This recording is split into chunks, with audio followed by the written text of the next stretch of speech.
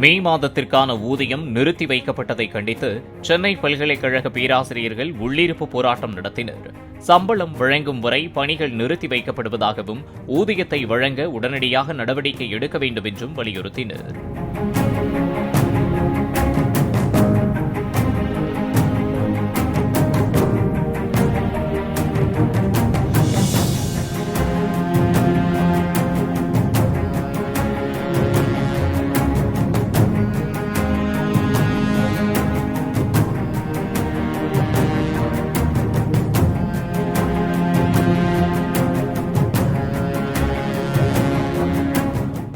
Play store மற்றும் app ஸ்டோரில் இருந்து பாலிமர் செயலியை QR கோடு மூலம் பதிவிறக்கம் செய்யுங்கள். செய்திகளை உடனுக்குடன் பெறுங்கள்.